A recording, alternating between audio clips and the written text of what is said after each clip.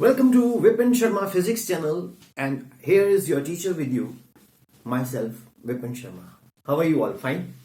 So students, we have been studying the unit wave optics as per the syllabus of the state board or central board of secondary examination. So in the previous videos, lectures, we have studied that how we can explain the laws of reflection using the concept of Huygens wavefront, and then we have studied laws of refraction, right? So while teaching the laws of refraction, students, that there was a term we had got that is called mu. That term is called refractive index. Now the question is, I am going to explain you first the refractive index as per the norms of our +2. Then after that I will add extra. तो वो आप सुन सकते हो, ठीक है? लेकिन मैं आपको रिफ्रैक्टिव इंडेक्स के पहले मैं जैसे उसमें आता है क्वेश्चन एग्जाम्स में, पहले मैं वो क्वेश्चन आपको लिखाता हूं. Write down. क्वेश्चन है, सपोज आपको ये क्वेश्चन आता है 2 मार्क्स का. What is refractive index?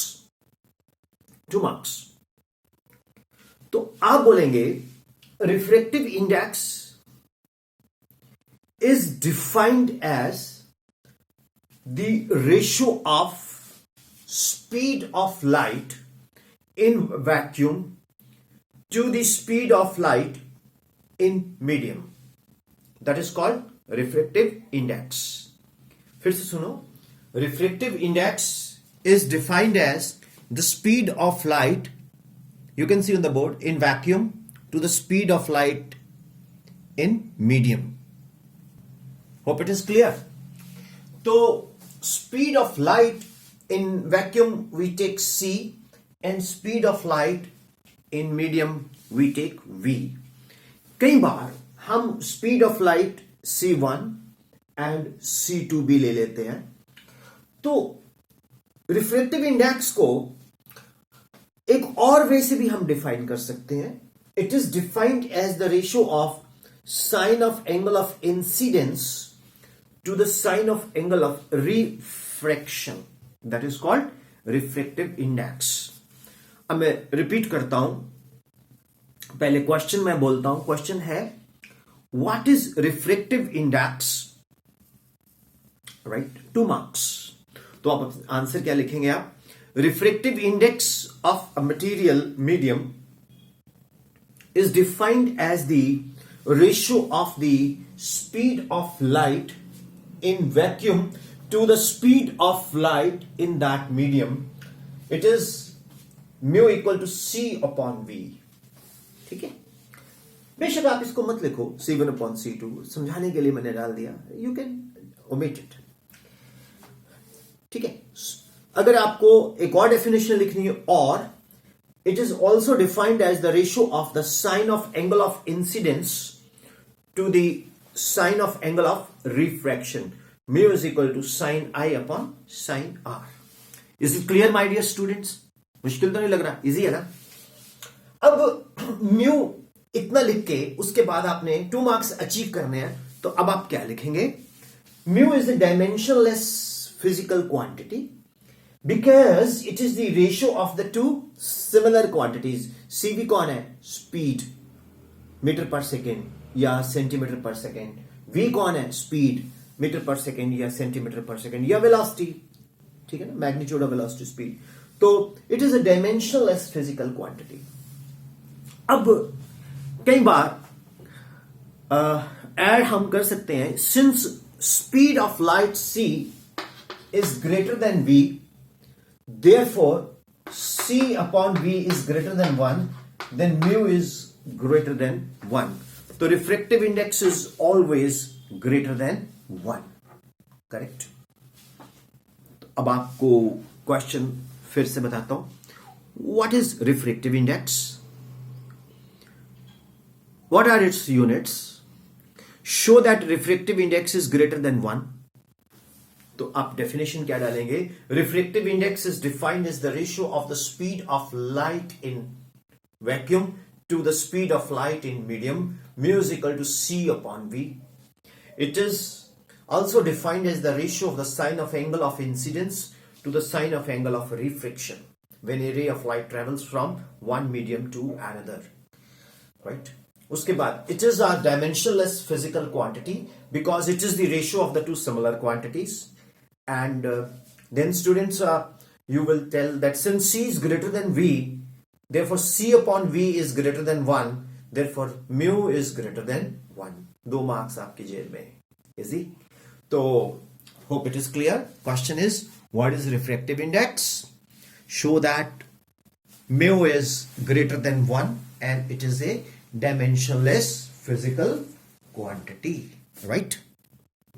Sometimes students इस क्वेश्चन को हम इस तरह से भी डाल सकते हैं 3 marks में. What is refractive index?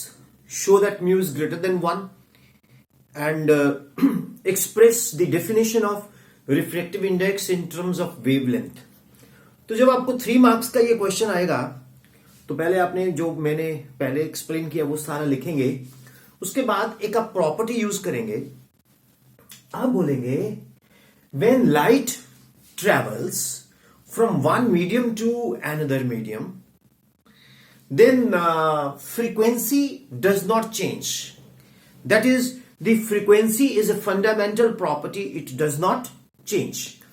When frequency does not change, then suppose nu is the frequency of light. Nu is a Greek letter. So V1 in one medium, this is nu into lambda 1. That is the wavelength in that medium. V2, the velocity in the second medium, frequency does not change, mu lambda 2. Now, by definition, V1 upon V2 is what? That is nu lambda 1 upon nu lambda 2. Mu gets cancelled, mu is equal to lambda 1 upon lambda 2. So, you can also define refractive index is the ratio of wavelength of light in one medium, say vacuum, to the wavelength of light in the denser medium or in another medium. Means refractive index can also be defined as the ratio of the wavelength of light in medium 1 to the wavelength of light in the medium 2, means in the rarer to denser. Right? Hope it is clear. So this is another definition of the refractive index. So if you write it, you'll get 3 marks. Okay? Note it down. I am not in hurry. Take time and note it down. Now, students, sometimes refractive index can also be expressed in terms of the sine of the angle of incidence to the sine of angle of refractions. That is, we can also express in terms of Snell's law. How come? We take a ray of light, it travels in the medium 1 and it goes to the medium 2. Say mu1 is a rarer medium and it goes to the denser medium. When it goes rarer to denser, it bends towards the normal.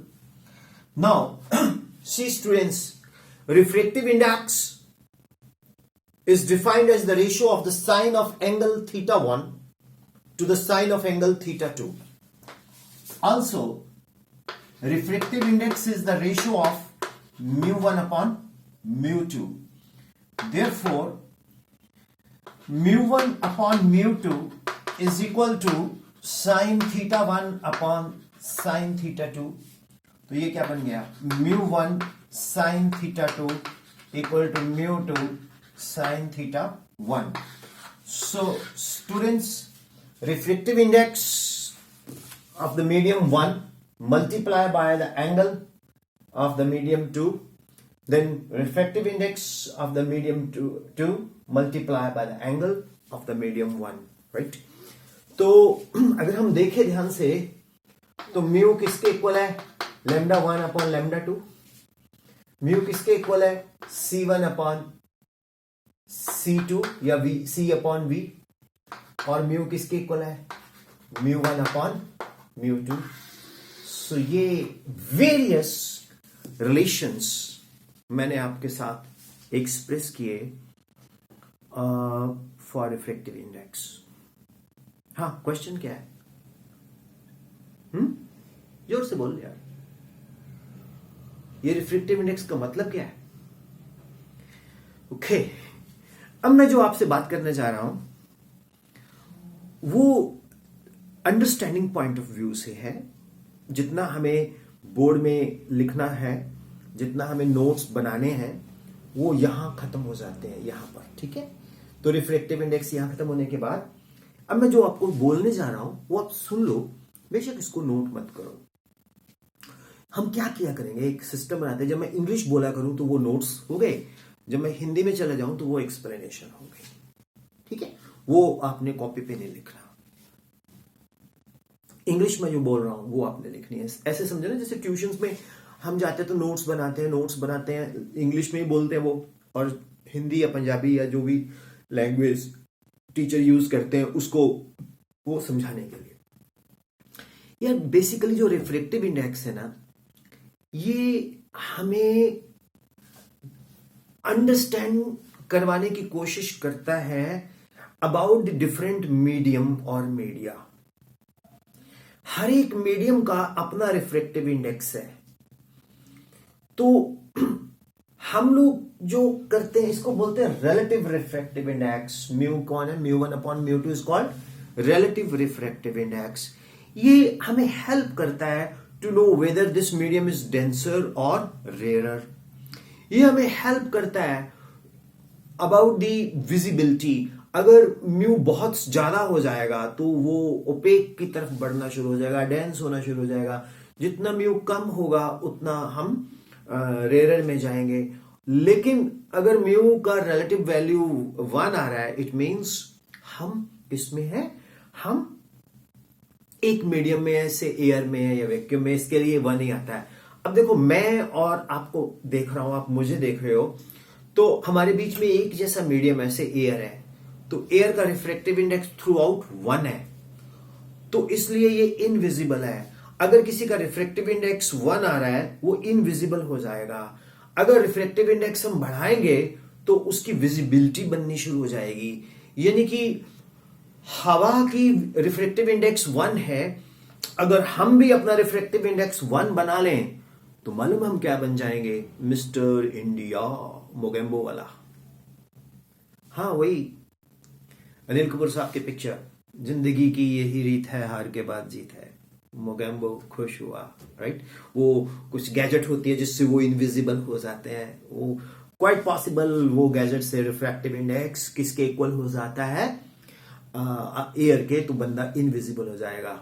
हो सकता है यहां हवा में बहुत सारी ऐसी चीजें हों जिनका रिफ्रैक्टिव इंडेक्स बिल्कुल हवा के बराबर है, एयर के बराबर है, तो वो हमें दिखाई नहीं देता। हो सकता है, मैं ये नहीं कह रहा भूत प्रेत होते हैं, मतलब हो सकता है इस रूम में या कहीं भी कुछ ऐसी चीजें हों जिनका रिफ्रैक्टिव इंडेक्स एयर के इक्वल है। जहां रिफ्रैक्टिव इंडेक्स एयर के इक्वल होगा हमें वो इनविजिबल हो जाएगा। करेक्ट? तो सिंपल सा कॉन्सेप्ट है, कुछ ज्यादा हाईफाई नहीं है। देखो स्टूडेंट्स, मैं एक अपने हिसाब से आपको पढ़ाता हूं, जैसे मैं क्लास में लेक्चर दे रहा हूं, ये लेक्चर रिकॉर्ड हो रहे हैं, तो आपके लिए आपका teacher in your study room और इन योर ड्राइंग रूम है। तो all the best and God bless you, see you, and wise always revise, work very hard. Next topic में चलेंगे थोड़ी देर बाद।